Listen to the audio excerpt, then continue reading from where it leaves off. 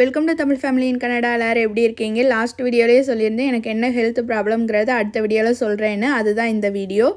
So video வந்து skip பண்ணாமல் பாருங்கள், அப்போ தான் நிறைய பேருக்கு கொஞ்சம் யூஸ்ஃபுல்லாக இருக்கும்.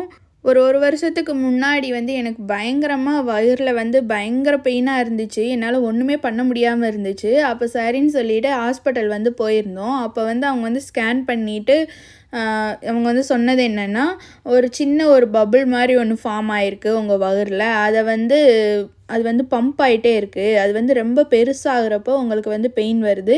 அது நார்மலாக இருக்கிறப்ப வந்து உங்களுக்கு பெயின் வரல. நீங்கள் டாக்டரை வந்து பாருங்கள், அவங்க அதுக்கான மெடிசனோ இல்லை வேறு எது பண்ணுறதா இருந்தாலும் சொல்லுவாங்க. இது வந்து ரிஸ்க் இல்லை அப்படின்னு சொல்லிட்டு சொன்னதுனால நானுமே வந்து சரி ரிஸ்க் இல்லைல்ல, அதனால வந்து இதை வந்து இப்படியே விட்டுறலாம் அப்படின்னு சொல்லிட்டு விட்டுட்டேன்.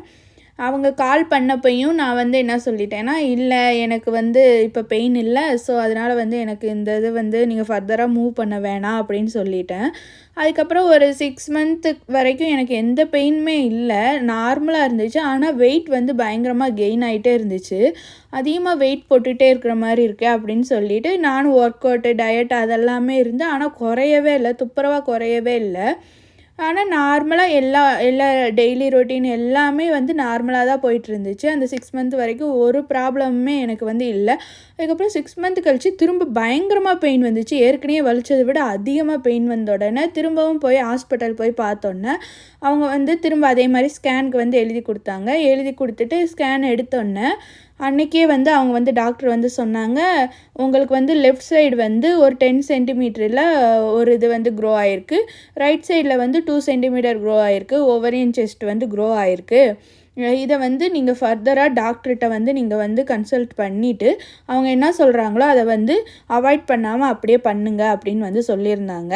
சரின்னு சொல்லிவிட்டு அடுத்து டாக்டர் வந்து அப்பாயின்மெண்ட் வந்து கொடுத்தாங்க. நாங்கள் வந்து இந்த ஃபுல்லாக காட்டினது வந்து எமர்ஜென்சி போய் காட்டினோம். அங்கே வந்து சும்மா அப்போ எமர்ஜென்சிக்கு இருக்கிற டாக்டர் மட்டும் தான் இருப்பாங்க. அவங்க இருந்து எழுதி தருவாங்க. அப்போ வந்து அவங்கக்கிட்ட போய் காட்டினப்போ அவங்க வந்து சொன்னாங்க, அவங்களுமே இதே தான் சொன்னாங்க. இது வந்து 10 சென்டிமீட்டர் வந்து லெஃப்ட் சைடு இருக்குது, ரைட் சைடு வந்து 2 சென்டிமீட்டர் இருக்குது. இதை வந்து சர்ஜரி பண்ணி தான் ரிமூவ் பண்ணணும்.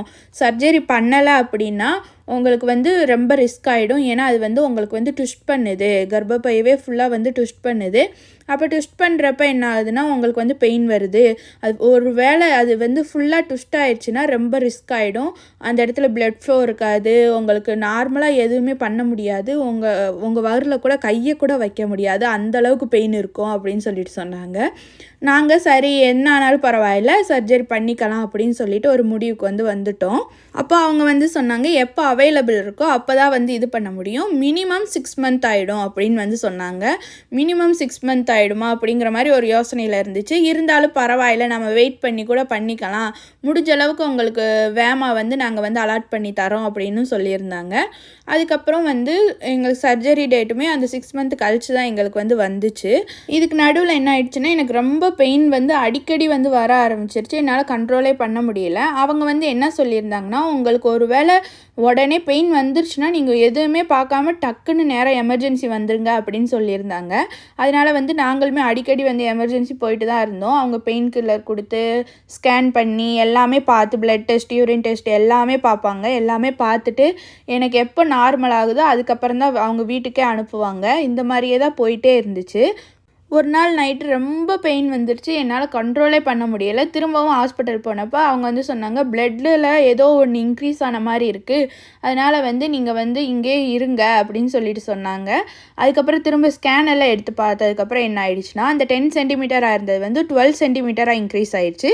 ரைட் சைடு 2 சென்டிமீட்டராக இருந்தது 2.5 வந்து இன்க்ரீஸ் ஆகிடுச்சு. ஸோ அது வந்து வளர்ந்துக்கிட்டே இருக்குது. அப்போ அந்த பபுள்லேருந்து ஸ்டார்ட் ஆகி எனக்கு இப்போ இந்த லெவலுக்கு வந்து அது வந்து விட்டுருச்சு. இதுக்கு நடுவில் என்ன ஆயிடுச்சுன்னா, எங்களோட எம்எஸ்பி வேறு எக்ஸ்பயர் ஆகிடுச்சு. பிளட் லெவலுமே ரொம்பவே கம்மியாகிடுச்சு. எம்எஸ்பி எக்ஸ்பயர் ஆனதை நாங்கள் கவனிக்காதனால சரின்னு சொல்லிட்டு லாஸ்ட் மினிட்ல எம்எஸ்பியும் அப்ளை பண்ணி வாங்கிட்டோம். ஆனால் அந்த லாஸ்ட் மினிட் வரலைன்னா என்ன பண்ணுறது அப்படிங்கிறதுனால அவங்க வந்து மாற்றிட்டாங்க. எம்எஸ்பினா என்னன்னா, இங்க கனடால வந்து சர்ஜரியோ இல்ல எந்த ட்ரீட்மெண்ட் எடுத்தாலுமே ஃப்ரீயா வந்து அதில தான் கவர் ஆகும். ஃப்ரீ தான், எல்லாமே ஃப்ரீ தான். அந்த கார்டு வந்து இல்லைன்னா மினிமம் $7,000 வந்து பே பண்ணணும். மேக்ஸிமம் வந்து எவ்வளோ வேணும்னாலும் போகலாம் அப்படின்னு வந்து சொல்லியிருந்தாங்க. எங்ககிட்ட அவ்வளோலாம் அமௌண்ட் இல்லாததுனால நாங்கள் என்ன பண்ணோம், நாங்கள் வெயிட் பண்ணியே பண்ணிக்கலாம் அப்படின்னு சொல்லிட்டு, அதுக்கடுத்து ஒரு 2 மந்த்ஸ் கழிச்சு இப்போ தான் வந்து எனக்கு வந்து சர்ஜரி வந்து முடிஞ்சிச்சு. அந்த பெயின் இருந்ததுனால தான் என்னால் வந்து கண்டினியூஸாக வீடியோஸ் மட்டும் இல்லை, எந்த வேலையுமே பண்ண முடியலை. ஈவன் நான் நடந்தால் கூட என்ன ஆயிடுதுன்னா பெயின் வந்து ஆட்டோமேட்டிக்காக வந்துடுது. என்னால் அதை சுத்தமாக கண்ட்ரோலே பண்ண முடியலை. ஒவரியன் செஸ்ட் வந்து முக்கியமாக வந்து பொண்ணுங்களுக்கு மட்டும்தான் அது வந்து வரும். அது வந்து நிறைய டைப்பில் வந்து இருக்குது. ஆனால் இந்த மாதிரி க்ரோ ஆனதுக்கு மட்டும்தான் சர்ஜரி வந்து பண்ணுவாங்க. மற்றதெல்லாம் டேப்லெட்டு அந்த மாதிரி தான் இது பண்ணுவாங்கன்னு நினைக்கிறேன். ஆனால் இந்த சர்ஜரி பண்ணணும் அப்படின்னு டாக்டர் வந்து சொன்னாங்கன்னா தயவு செஞ்சு பண்ணிக்கோங்க. ஏன்னா சர்ஜரி பண்ணிவிட்டு இப்போ நல்லா தான் இருக்கேன்.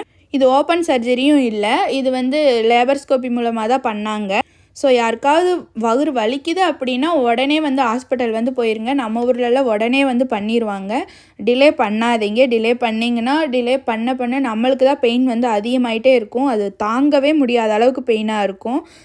லேபர் பெயினை விட அது வந்து ரொம்ப அதிகமாகவே பெயின் இருக்கும். ஒரு வேலையுமே பண்ண முடியாது. இதுதாங்க என்னோடய ஹெல்த் ப்ராப்ளம். இப்போ நான் பெட்டர் ஆகிட்டேன். இன்னும் கண்டினியூஸாக இந்த வீடியோஸ் வந்து வரும். இது வந்து நிறைய பேருக்கு யூஸ்ஃபுல்லாக இருந்திருக்கும்னு நினைக்கிறேன். யூஸ்ஃபுல்லாக இருந்துச்சுன்னா மறக்காமல் லைக் பண்ணி சப்ஸ்கிரைப் பண்ணிக்கோங்க. இப்போ வரைக்குமே டேப்லெட் வந்து எடுத்துக்கிட்டு தான் இருக்கேன். இன்னும் ஸ்டிச்சஸ் எல்லாம் இன்னும் பிரிக்கலை. அவ்வளோதான், பாய்.